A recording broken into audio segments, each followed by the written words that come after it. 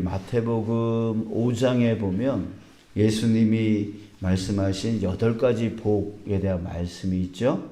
자, 그 중에서 심령이 가난한 자는 이렇게 시작하는 그 8가지 복, 그 중에서 하나님의 아들이라 불리는 복을 얻는 자가 있습니다. 하나님의 아들, 아들이라 불리는 복. 자, 그게 뭐냐면 바로 화평케 하는 자, 이렇게 나옵니다. 화평케 하는 자. 다시 한번 마태복음 5장 9절 말씀 보면 화평케 하는 자는 복이 있나니 그들이 하나님의 아들이라 일컬음을 받을 것이며. 자, 왜 화평케 하는 자가 하나님의 아들이라 불릴까요? 자, 화평은 하나님의 성품이기 때문에 그렇습니다. 그 성품을 닮은 자가 바로 하나님의 자녀가 되는 그런 권세가 있다, 복이 있다라고 하는 것이죠. 그러니까 하나님은 이 인간과 관계가 회복되어지길, 화평케 되어지기를 바라셨어요. 그래서 자기의 아들을 이제 보내셨죠. 근데 그 아들이 바로 하나님과 인간 사이를 자기를 희생시킴으로 인해서, 십자가의 죽으심으로 인해서 하나님과 사람의 관계를 회복시켰죠. 화평케 하셨죠. 자, 그러니까 하나님의 그 성품을 아들 예수가 그대로 닮은 거예요. 그래서 하나님의 아들이라 불리게 되어진 거죠. 자, 그런 것처럼 우리도 화평케 하는 자가 될 때에 하나님의 아들이라 불릴 수 있는 복을 누린다는 거죠. 이것은 하나님의 성품이니까. 그냥 아들이 아버지의 성품을 닮듯이 우리가 화평케 하는 자의 성품을 갖게 되어지면 하나님의 아들이 되어지는 그 복을 갖게 되어진다라고 하는 것입니다. 자, 그렇기 때문에 자, 사랑하는 여러분, 저와 여러분들, 우리 모두 하나님을 믿는 자들은 화평케 하는 자가 되어야 됩니다. 그래서 두 가지를 화평케 하는 자가 되어야 되는데, 첫 번째는 뭐냐면 하나님과 사람 사이에 있어서 이 사람을 하나님과 화평케 하는 그런 역할을 해야 되는 거죠. 그걸 우리는 전도라고도 하고, 그리고 복음 전파라고도 하는 거예요. 그래서 하나님과 단절되어 있는 저 사람, 그 사람들을 하나님과 화평케 만드는 그런 역할을 우리는 해야 되는 것이죠. 또 한 가지는 사람과 사이를 화평케 하는 역할을 해야 돼요. 그래서 서로 관계가 끊어지고 다투고 싸우는 그런 관계를 이제 화평케 만드는 역할, 이걸 우리가 해야 된다라고 하는 것이죠. 자, 오늘 본문에 요나단이 나옵니다. 요나단. 이 요나단이 바로 화평케 하는 자의 모습을 보여주고 있는데, 자, 어떻게 화평케 하는 자가 될 수 있는가? 그것을 우리에게 가르쳐주고 있습니다.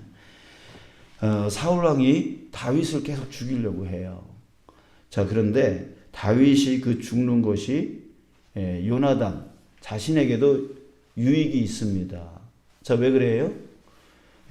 당시에는 그 왕의 자리가 누구한테 물려져요? 아들한테 물려지잖아요. 그렇다면 이 다윗은, 요나단에게 있어서 다윗은 자기의 적이에요. 왜? 자기 자리를 빼앗을 수 있는 사람이기 때문에.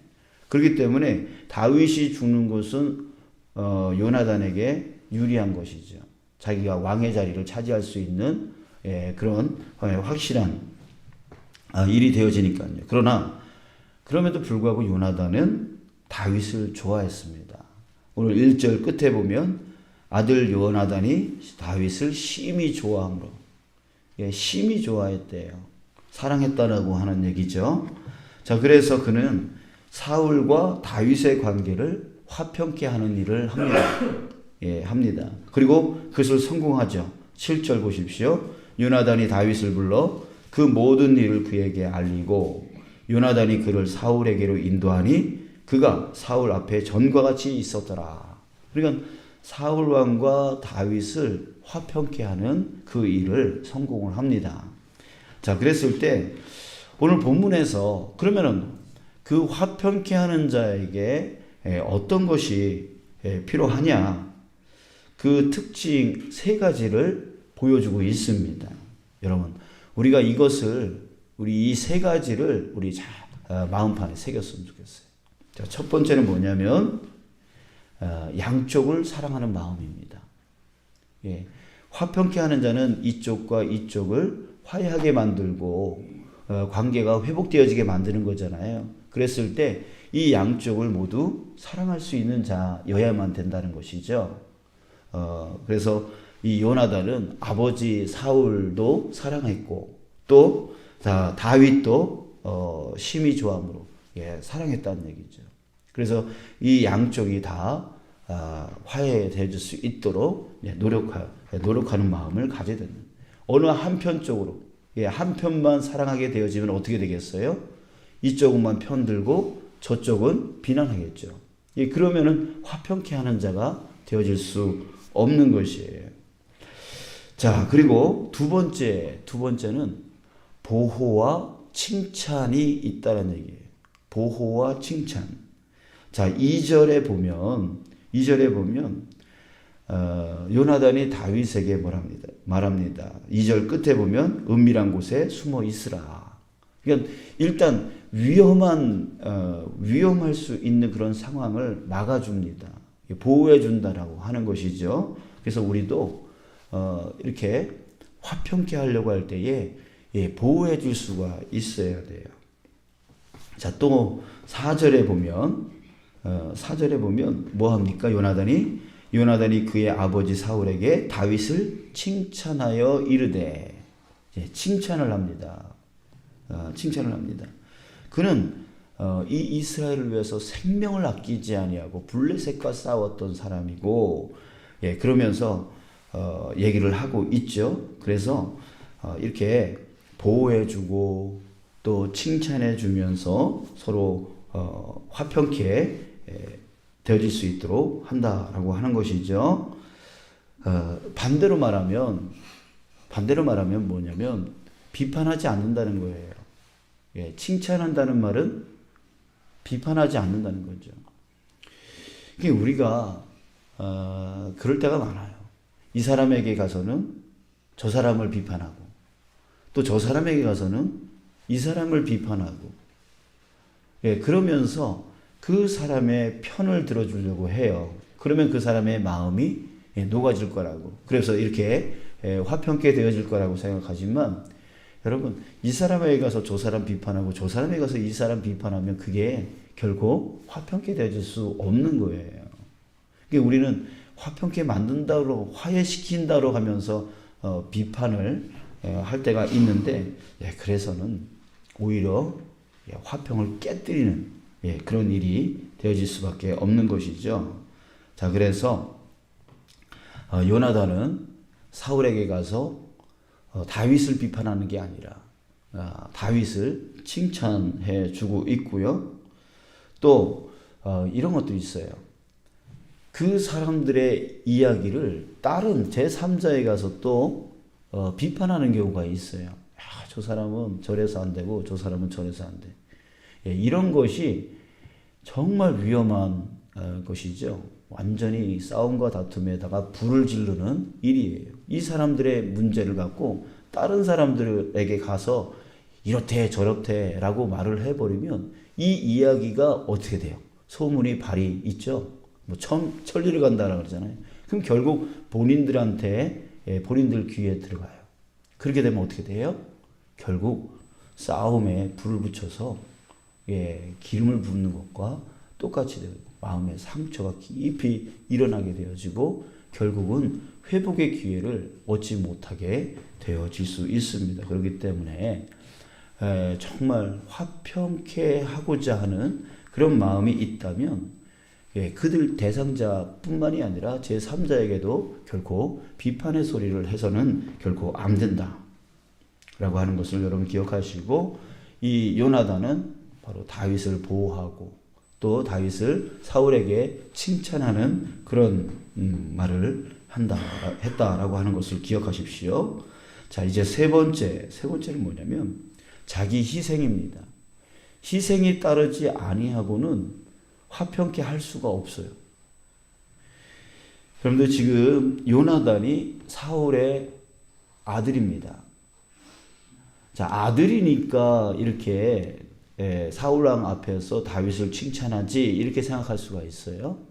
자, 그러나 그렇지 않습니다. 당시에 아무리 아버지라 할지라도 왕의 명령을 반하는, 왕의 명령을 반대하는 그런 의견을 낸다? 이것은 당장 어떻게 되는 거죠? 죽는 거예요. 죽는 거예요. 나단 선지자가 다윗 왕에게 옳은 소리 했죠. 당신이 밧세바를 보냈습니다. 뭐 이런 얘기 했잖아요. 그것도 그 왕이 심기가 불편해지면 그 나단 선지자는 당장 죽을 수 있는 그런 상황이었단 말이죠. 그러나 그럼에도 불구하고 옳은 소리를 하죠. 역시 요나단 역시 마찬가지입니다. 아버지이지만 아버지의 명령을 반했다. 이것은 당장 죽을 수 있는 상황이 될 수 있는 거예요. 그러니까 위험을 무릅쓰고 지금 사울 왕에게 나와서 다윗을 칭찬하고 다윗은 이렇게 선한 일을 많이 했습니다. 그러니 용서해달라. 그렇게 죽이지 말라. 그런 범죄를 저지르지 말라라고 말을 하고 있는 거예요. 그러니까 이런 자기 희생이 없이는 화평케 할 수 없다라고 하는 것이죠. 자, 여러분 다시 한번 정리해요. 자, 처음에 뭐라고요? 양쪽을 다 사랑할 수 있어야 돼요. 자, 또 그 사랑하기에 서로 보호해주고 칭찬의 말을 해줘야 돼요. 반대로 말하면 비판하면 안 된다는 거죠. 그 당사자에게 이 사람에게 와서 저 사람을 비판하고 저 사람에게 이 사람을 비판하는 그런 일을 하지 말 뿐만 아니라 또한 제3자에게 가서 저들이 저렇게 싸운다라고 하는 말들과 또 비판하는 말들을 퍼뜨려서는 안 된다라고 하는 것이죠. 자, 세 번째는 자기 희생이 반드시 필요하다. 반드시 필요하다. 자, 예수님도 하나님과 사람 사이를 화평케 하려고 어떻게 하셨어요? 십자가를 짊어지셨잖아요. 그런 것처럼 우리도 화평케 하는 자 되어지기 위해서는 자기 희생 반드시 필요합니다. 자, 여러분들 우리 정리합니다. 자, 여러분 우리는 화평케 하는 자 되어야 됩니다. 그것이 바로 하나님의 아들, 하나님의 자녀다라고 불릴 수 있는 그 복을 누립니다. 여러분들 우리는 예수님으로 인하여서 하나님의 자녀가 되어진 자들입니다. 그렇기 때문에 우리에게 반드시 이 화평케 하는 성품이 반드시 있어야 된다고 하는 것이죠. 그래서 이제 반대로 말하면 화평케 하기는커녕 오히려 비판하고 소문 퍼뜨리고 이런 자의 모습은 아무리 자기가 주여 주여 해도 이 사람은 천국에 들어갈 수 없는 자가 되어지는 거예요. 왜? 하나님의 자녀가 아닌데요. 겉으로는 하나님의 자녀인 척하지만 그 안에 화평케 하는 자의 그런 성품이 있지 않는다면 결국 하나님을 닮은 자가 되어질 수 없는 거잖아요. 이게 결국 하나님의 자녀라고 할 수 없어요. 자, 여러분 우리는 화평케 하는 자가 되어야 됩니다. 아멘. 그러기 위해서 이 세 가지 정말 사랑할 수 있어야 되고 보호와 칭찬의 말들을 할 수 있어야 되고 그리고 자기를 그 사람을 위해서 희생할 수 있는 그런 마음이 있을 때에 진정으로 화평케 하는 자 되어질 수 있습니다. 만약에 이런 화평케 하는 자가 우리 교회에 충만하게 많이 있다면 여러분 우리 교회는 어떤 교회가 되어질 수 있겠어요? 정말 사랑과 은혜가 넘치게 되어지겠죠. 그러나 이 사람에게 가서 저 사람 비판하고 저 사람에게 가서 이 사람 비판하는 사람들이 많아진다? 또한 저들이 싸운다라고 하는 그런 소문들을 계속 다른 사람들에게 붙들고 나가서 또 계속 소문을 퍼뜨린다? 이 사람이 저랬대, 저런 사람이 이렇대, 이런 말들이 점점 퍼져나간다? 여러분, 자기 자신에게도 그건 결코 복된 일이 아니고 또한 교회를 위해서도 결코 복된 일이 아닌 것이죠. 여러분, 우리 이 사탄 짓을 결코 내 입술로 하지 않기를 축복합니다. 아멘. 하나님의 자녀답게 하나님의 자녀로서 우리 이 세 가지 요나단의 이 모습을 우리가 담기를 원합니다. 우리 그런 모습이 되어질 수 있도록 오늘 우리 주님께 기도하는 시간이 되어졌으면 좋겠습니다.